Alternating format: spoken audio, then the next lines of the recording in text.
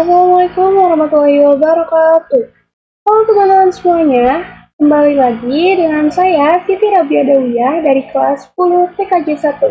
Di kesempatan kali ini saya akan menjelaskan dan juga akan memaparkan modul ketiga yang berjudul Networking Model. Jadi apa itu networking model?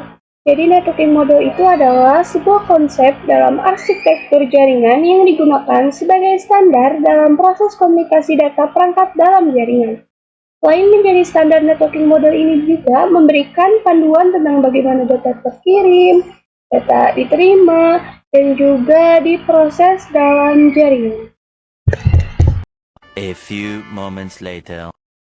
Sebelum adanya networking model, setiap vendor memiliki atau membuat networking modelnya masing-masing. Jadi setiap perangkatnya itu memiliki networking modelnya itu berbeda-beda.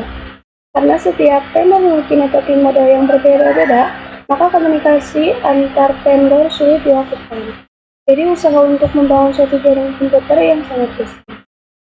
Oleh karena itu, buatlah sebuah standar atau spesifikalis minimum oleh ISO atau International Organization for Standardization yang diterbitkan pada tahun 1984, yaitu dengan nama OSI atau Open System Interconnection, atau bisa juga disebut OSI 7 Layer Model.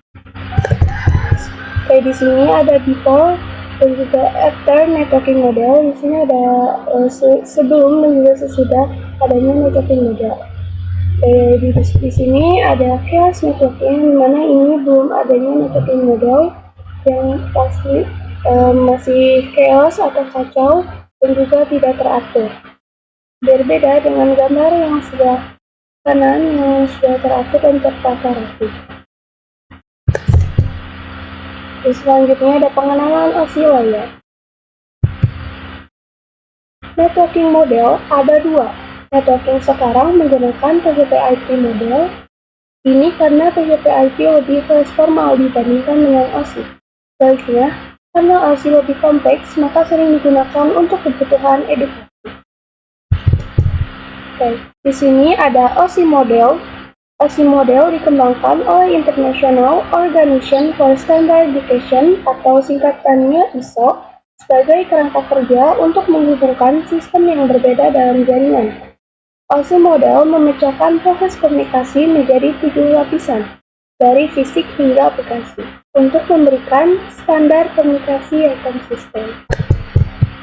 Di sini ada pengenalan TCP/IP.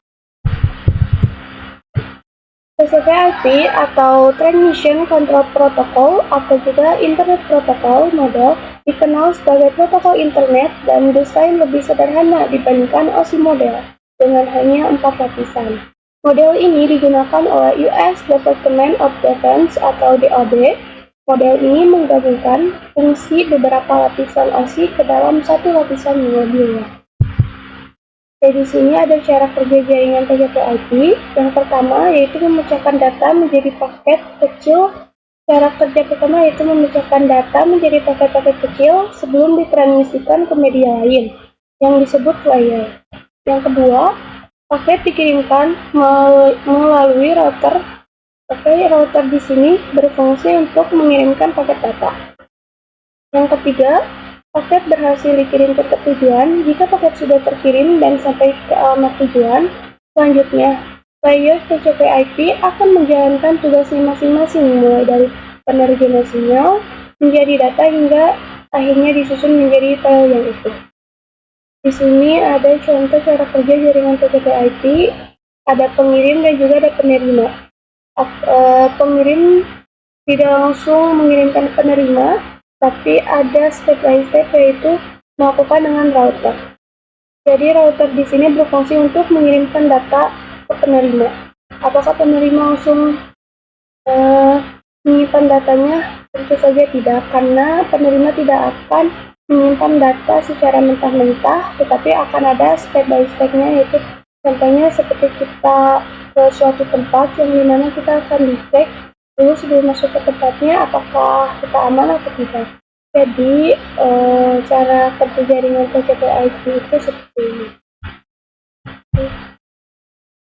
Nah, di sini ada struktur OSI TCP/IP layer 4.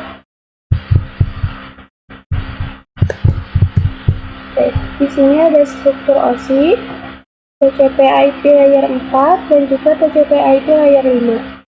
Di OSI di sini ada 7 layer. Yang pertama ada physical, ada data link, network, transport, vision, presentation, dan juga yang terakhir ada application. Kalau di TCP/IP ada 4 layer. Yang pertama ada link, ada internet, ada transport, dan juga application. Kenapa ini 4 layer dan juga ini 7 layer? Kalau di TCP/IP 4 layer ini, application, presentation, dan juga system ini diringkas menjadi application.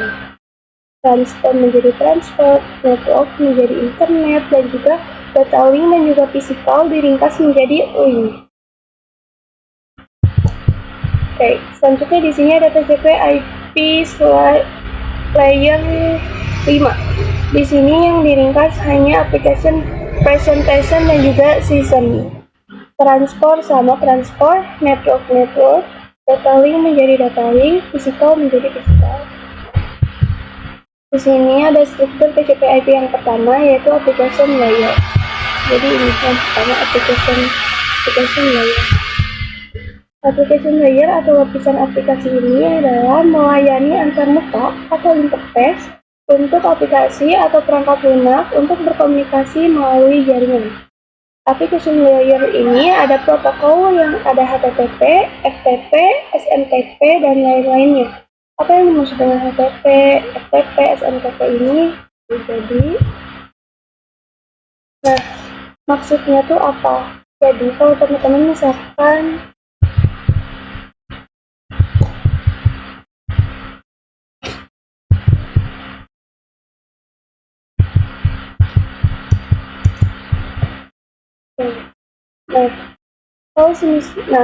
maksudnya apa? Oke, jadi misalkan kalau teman-teman browsing di Google atau di YouTube seperti link atau URL, atau teman-teman biasanya misalkan di Google atau di YouTube mencari google.com ataupun youtube.com, itu merupakan communication dari TCP/IP application layer.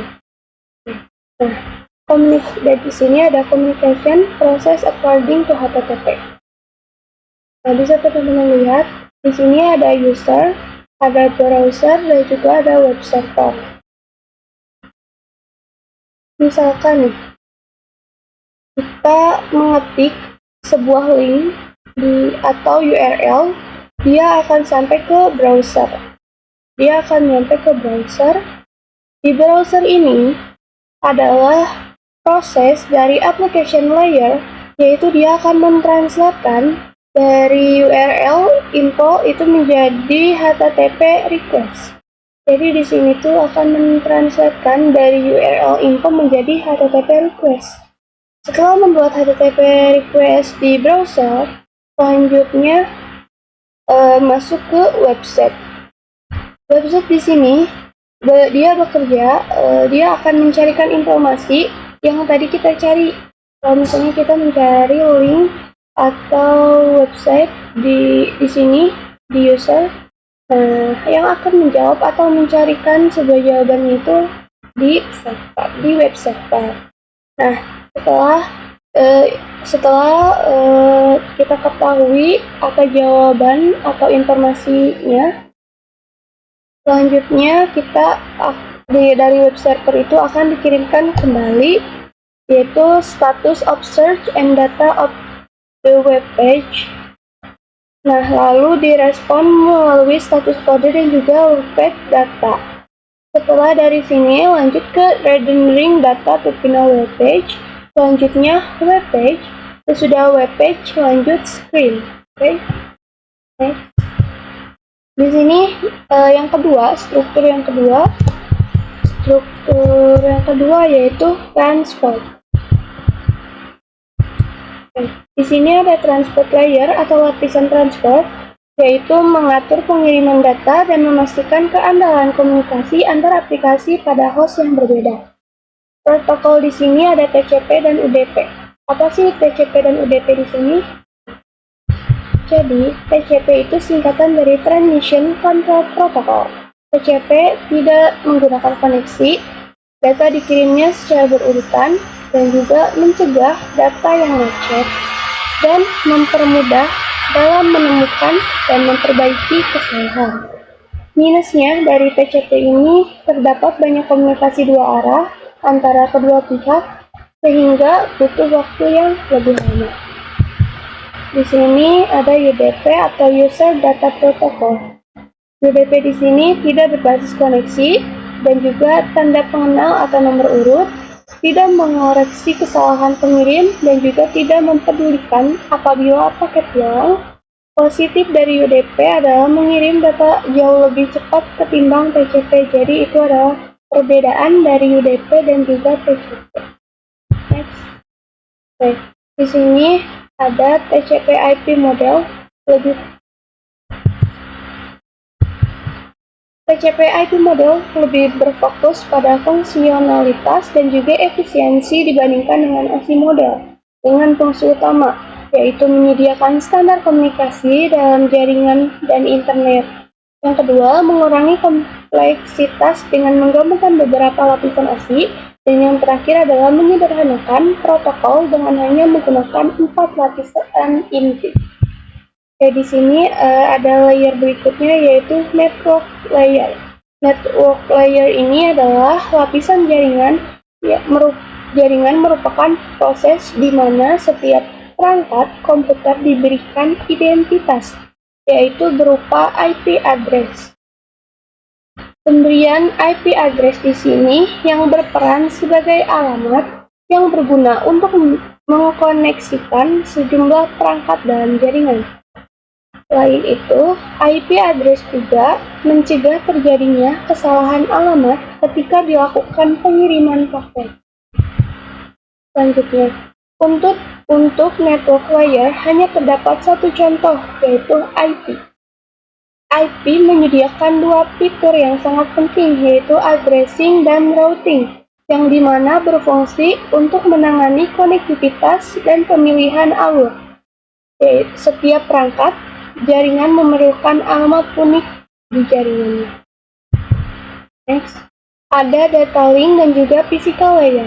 Data link mendefinisikan protokol yang dibutuhkan pada physical layer. Salah satu fitur pada data link layer adalah PCS atau Frame Check Sequence, yaitu Error Destination Mechanism. Jadi, Error Destination Mechanism ini hanya mendeteksi error tanpa recovery. Addressing yang digunakan pada data link layer adalah MAC address. Physical layer mendefinisikan cabling pada suatu jaringan komputer. Jadi, mendefinisikan secara fisik apa yang digunakan untuk menghubungkan antar device. Di sini ada encapsulation dan juga ada decapsulation. Oke. Pada komputer pengirim terjadi proses pemecahan paket data menjadi paket yang lebih kecil dengan penamaan yang berbeda, sesuatu dengan masing-masing layer. Setelah paket dipecah-pecah menjadi potongan yang lebih kecil, juga dilakukan proses pembungkusan paket data yang disebut encapsulation. Pada komputer penerima, terjadi proses sebaliknya, yaitu proses pembukaan bungkusan paket yang diterima dari pengirim decapsulation dan proses penggabungan kepada pecahan-pecahan paket data menjadi paket data yang utuh. Selanjutnya ada encapsulation dan juga decapsulation. Nah, kalau kita dilihat di sini ada pengirim dan juga penerima. Encapsulation adalah sebagai pemecah paket data. Jadi encapsulation ini adalah sebuah pemecah paket data yang dimulai dari application layer, transport layer, network layer, data link layer, dan juga physical layer. Nah, setelah dari physical layer itu biasanya mendefinisikan melalui bilangan biner yang 1010. Nah, itu tuh didefinisikan yaitu di physical layer. Lalu dikirimkan paket datanya tuh di pengiriman paket data. yang dimulai dari physical layer, data link layer, network layer, transport layer, dan juga application layer. Nah, setelah pemecahan paket-paket data yang dilakukan oleh encapsulation, maka terjadilah penggabungan pecahan paket data yang dinamakan decapsulation. Jadi, encapsulation dan decapsulation ini adalah seperti metode atau hal yang terjadi ketika terjadi pemecahan paket data untuk dibagi lagi ke beberapa lapisan. Lalu setelah itu digabungkan kembali menjadi sebuah paket data yang utuh. Jadi encapsulation dan decapsulation ini seperti pemecahan dan juga penggabungan kembali. Sekian dari saya, mohon maaf bila ada kesalahan kata maupun kesalahan dari memaparkan materi. Mohon maaf. Sekian, wassalamualaikum warahmatullahi wabarakatuh.